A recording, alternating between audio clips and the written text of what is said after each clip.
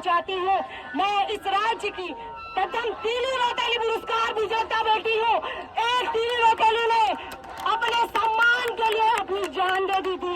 याद रखना, आज यहाँ की हर माँ, हर बेटी तीली रौतेली बनकर उस बेटी के लिए न्याय मांगने आई है, तो जान देने में पीछे नहीं हटेगी। ये केवल चेतावनी नहीं है, एक माँ की आवाज है। आज कशिश एक माँ की बेटी नहीं है, यहाँ उपस्थित हर माँ की बेटी है। मातृशक्ति जिंदाबाद, मातृशक्ति जिंदाबाद।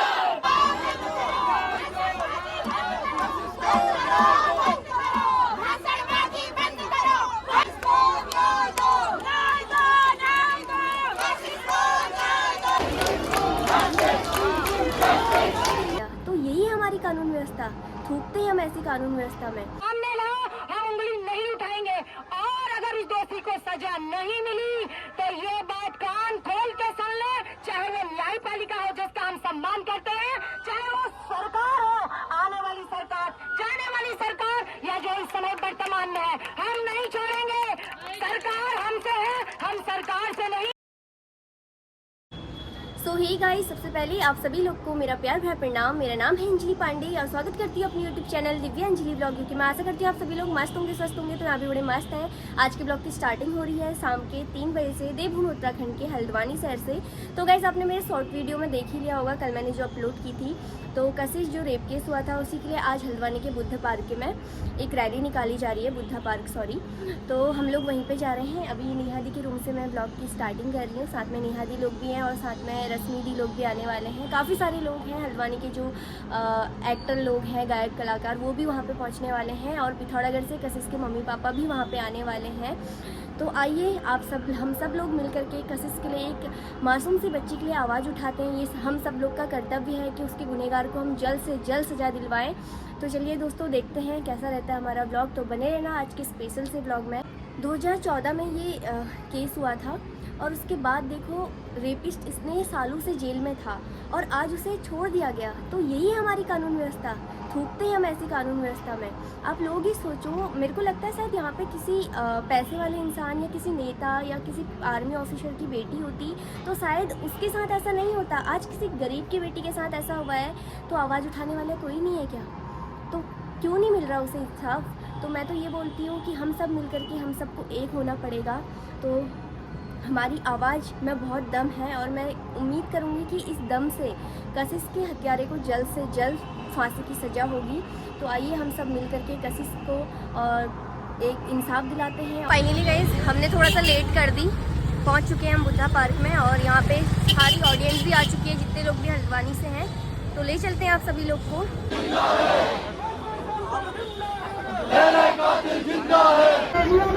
फाइनली पूरे जोश के साथ एक बेटी के न्याय के लिए पूरी ऑडियंस यहाँ पे आ चुकी है गाइस।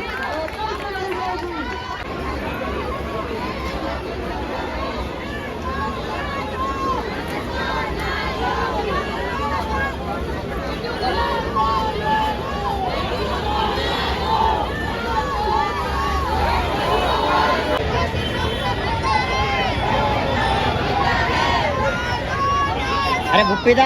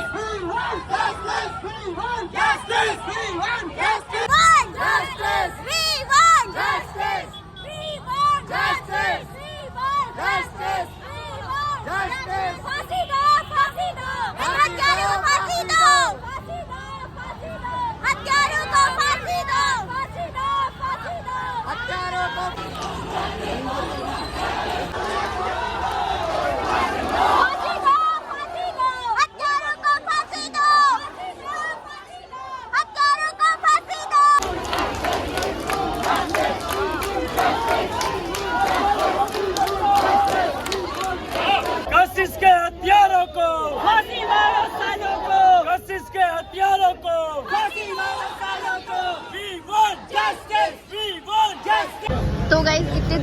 दीदी हमारे बीच पहुंची हुई हैं, तो दीदी से पूछते हैं। तो दी, आप इतने दूर से उस नाजुक सी बच्ची के लिए यहाँ पे आए, तो क्या बोलना चाहोगे आप? वो हम सभी की बहन है, सभी की बच्ची है। इसमें ये बोलूँगी न्याय मिलना चाहिए और सुप्रीम कोर्ट को दोबारा से इस केस को खोलना चाहिए और फांसी होनी चाहिए। हम सब साथ में हैं।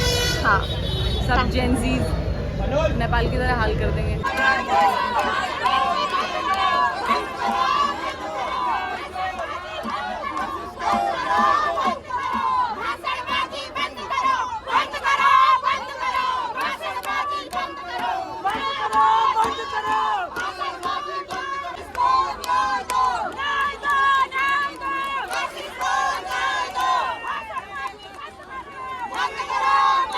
हमारी पीढ़ियों को बचाने के लिए हम अंतिम पीढ़ी है। हमने डिसाइड किया है, अगर इस ज्ञापन पे कार्रवाई नहीं होती है, हम पूरे प्रदेश के हर डिस्ट्रिक्ट और हर तहसील में जाके आंदोलन खड़ा करेंगे और मुख्यमंत्री के कुर्सी को हिलाएंगे। कि हमने तय कर लिया है। मैं हल्द्वानी की जनता को अब सैल्यूट करता हूं कि आपका जोश जो दिखा, लेकिन इस सरकार को शर्म आनी चाहिए कि कशिश के हत्यारों को न्याय दिलाने के लिए हम लड़ रहे हैं, लेकिन पुलिस प्रशासन हमें बुद्धा पार्क में ही रोक रही थी।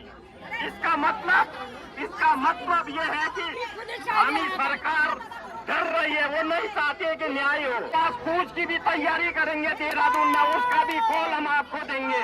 पिथौरागढ़ में तो अब घर घर गांव ये आंदोलन की शुरुआत हो चुकी है। मैं आपसे भी ये अनुरोध करूंगा, ये आपका आह्वान करूंगा हल्द्वानी की जनता से, क्योंकि पहली बार कशिश को किसी ने न्याय दिया था तो वो हल्द्वानी की जनता थी, और आज फिर हल्द्वानी की जनता को उसी रूप में आगे आना पड़ेगा और आपको कशिश ननी परी को आप ही ने न्याय देना पड़ेगा। इसी के साथ मैं अपने शब्दों को विराम करता हूं। धन्यवाद। न्याय दो, न्याय दो, न्याय दो, न्याय दो, न्याय दो। भरी इस दुनिया में, हवस भरी इस दुनिया में हर रोज में बेची जाती हूँ और लक्ष्मी का वो रूप भी मैं हूँ जो घर घर में पूजी जाती हूँ। कानून व्यवस्था ने छल किया है, तो आज हम सभी लोग सामूहिक नेतृत्व में फिर से सड़कों पर उतरे हैं और हम चेता देना चाहते हैं इस पुलिस प्रशासन को। इस पुलिस प्रशासन ने इस आंदोलन को तब भी दबाने का काम किया था, तब भी हम पर लाठीचार्ज किया था।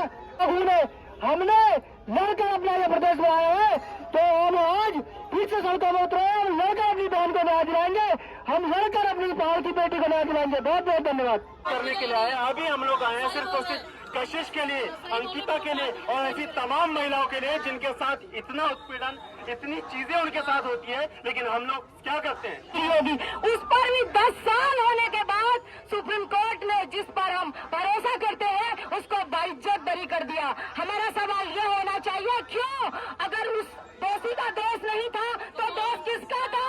मेरा, तुम्हारा या अन्य किसी का? जिसका था उस दोषी को सामने लाओ, हम उंगली नहीं उठाएंगे।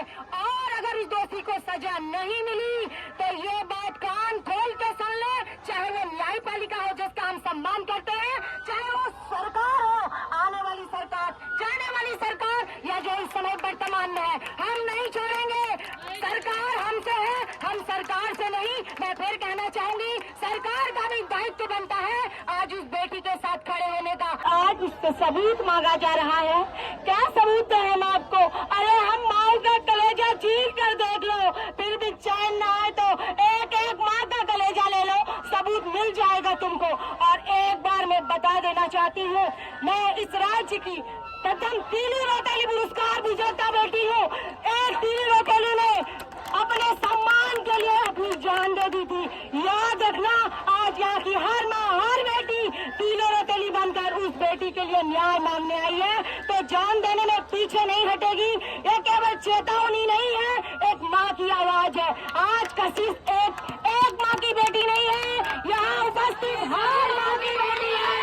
मातृशक्ति जिंदाबाद, मातृशक्ति जिंदाबाद। क्या आप लोग सहमत हैं? भारत माता की वो है। और ऐसी बात है कि हम औरतों को आगे बढ़ने पड़ेगा।